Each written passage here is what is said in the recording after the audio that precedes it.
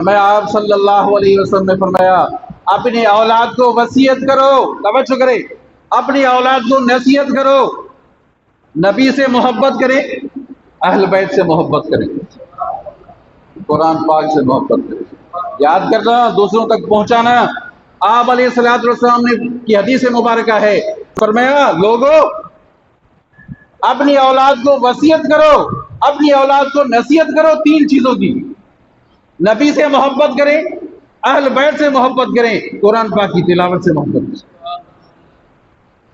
ہم اہل بیت ہیں، میئر سے کہنے لگی وہ بیوہ اور اہل بیت آل رسول ہے، تو وہ کہنے لگا کہ تمہاری دلیل ہے، تمہارے پاس دلیل آل رسول ہو، آل رسول ہونے کا کوئی دلیل ہے؟ تو وہ عورت بیوہ کہنے لگی میں دوسرے علاقے سے آئی ہوں، اجنبی ہم لوگ ہیں، ہمیں یہاں کون پہچاننے والے ہیں جو میں دلیل دے دوں تمہیں کہ میں آل رسول ہوں، کہ دلیل دے دو پھر تمہارے ساتھ تعاون کریں گے۔ مایوس ہو کر چلی گئی، تو قریبی ایک مجوسی کا گھر تھا، مجوسی نے اس کو پناہ دے دی، آل رسول کو مجوسی سے پناہ دے دی۔ اللہ کی قدرت ایسے ہوئی، اسی رات اس شخص کو وہ جس نے واپس کر دیا، جس نے کہا دلیل دے دو، رات کو آپ صلی اللہ علیہ وسلم کی زیارت ہوئی، سامنے ایک بڑا محل ہے، بڑا بنگلہ ہے، تو اس شخص نے کہا کہ یہ کس کے لیے ہے؟ آپ صلی اللہ علیہ وسلم نے فرمایا کہ کس کے لیے ہے؟ فرمایا موحد کے لیے، جو توحید پرست ہے اس کے لیے جنت کا یہ محل ہے۔ تو یہ شخص کہنے لگا کہ میں بھی موحد ہوں، میں بھی موحد ہوں۔ تو آپ صلی اللہ علیہ وسلم فرمایا تمہاری توحید کا کیا دلیل ہے؟ تمہاری توحید کا کیا دلیل ہے؟ جس طرح اس نے کہا تھا کہ آل رسول کا کیا دلیل ہے تمہارے پاس، تو آپ صلی اللہ علیہ وسلم نے فرمایا تمہارے پاس کیا دلیل ہے کہ میں موحد ہوں، میں توحید پرست ہوں۔ رات کو اٹھا اور بھاگا دوڑا کہ وہ خاندان کہاں ہے، اس خاندان کی میں خدمت کروں گا، ان کو لے آؤں گا۔ بھاگا دوڑا ادھر ادھر، پوچھا، کسی نے بتایا کہ وہ مجوسی کے گھر میں ہے، وہ تو مجوسی کے گھر میں ہے۔ مجوسی سے کہا کہ یہ خاندان مجھے دے دو، میں اس کی خدمت کر دوں۔ یہ نہیں دے سکتا، بھائی جتنے پیسے لے لو مجھے دے دو، کہ نہیں دے سکتا، میں یہ خاندان تمہیں نہیں دے سکتا، اور جو تم آئے ہو کچھ دیکھ کر آئے ہو۔ کیا دیکھ کر آئے ہو تم؟ کہاں دیکھ کر آیا ہوں؟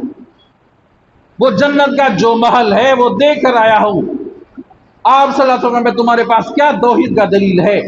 تو اس شخص نے، مجوسی نے کہا کہ ہم سارا خاندان اس بیوہ عورت کے ہاتھ پر ہم کلمہ پڑھ کر مسلمان ہیں۔ یہ جو تم بنگلہ دیکھ کر آئے ہو، یہ محل دیکھ کر آئے ہو، یہ ہمارا محل ہے، یہ میرا محل تھا۔ تو کہنے کا مطلب یہ ہے کہ آدمی خدمت کرے۔ توجہ کرے، مولانا ظفر احمد عثمانی رحمۃ اللہ علیہ پاکستان بننے کے بعد واپس ہندوستان چلے گئے، کوئی دوست احباب تھے ان سے ملنے کے لیے، مولانا ظفر احمد عثمانی رحمۃ اللہ علیہ، مولانا شبیر احمد عثمانی رحمۃ اللہ علیہ کے بھائی مولانا ظفر احمد عثمانی جب وہاں پہنچے، انڈیا کے علاقے میں پہنچے، تو کہا کہ میرا ایک دوست تھا، ہندو ایک دوست تھا، میں ان سے ملوں گا۔ ان کے گھر تک پہنچ گئے، پتہ پوچھتے پوچھتے ان کے گھر تک پہنچ گئے۔ تب وہ کہاں ہے؟ وہ ہندو ان کو کہہ رہے تھے لالا جی، کہ لالا جی وہاں گھر کے کونے میں پڑا ہوا ہے، توجہ کرنا، گھر کے کونے میں۔ وہاں ملنے گئے، کہا کیا ہو گیا بھائی؟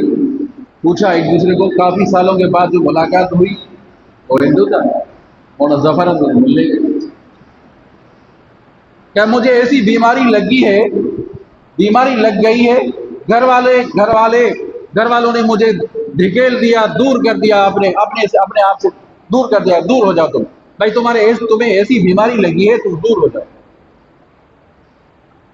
گھر کے کونے میں رکھ دیا ہے۔ اب باتیں ہی کر رہے تھے تو ان کو دوائی کی ضرورت پڑی، ان کو کھانے کی ضرورت پڑی، تو ایک بڑا بانس کا لکڑا تھا، समझा नहीं? उस लकड़े में बाल्टी है और बाल्टी में ऐसे उस बीमार को दे रहे हैं, उस बीमार को ऐसे दे रहे हैं बाल्टी में। समझा? ये बांस का लकड़ा और बाल्टी उसमें लटकी हुई है, वहां से वो दवाई ले रहा है, खाना ले रहा है। हिंदू है कि मेरा जो मजहब है, हिंदू कहने लगा मेरा मजहब तो गलत है। इतनी नफरत कर रहे हैं मुझसे, नफरत कर रहे हैं घर वाले, मुझसे दूर हो रहे हैं, दूर है, खाना भी दूर से देते हैं, इस वजह से क्या इसको इनकी बीमारी हमें ना लग जाए। तो मौलाना जफर उस्मानी ने जब उसने कहा कि मेरा मजहब तो नफरत वाला मजहब है, तो आपका मजहब अच्छा है। किसने कहा?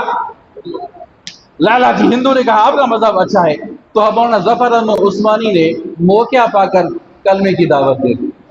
चौने सुभान अल्लाह, कलमे की दावत दे दी, उसने कलमा पढ़ लिया, ला इलाहा इल्लल्लाह मुहम्मदुर रसूलुल्लाह। थोड़ी देर गुजरी, कलमा पढ़ कर मुसलमान। थोड़ी देर वहां बैठे ही थे, मौलाना जफर बैठे ही थे, उसका रूह परवाज हो गया।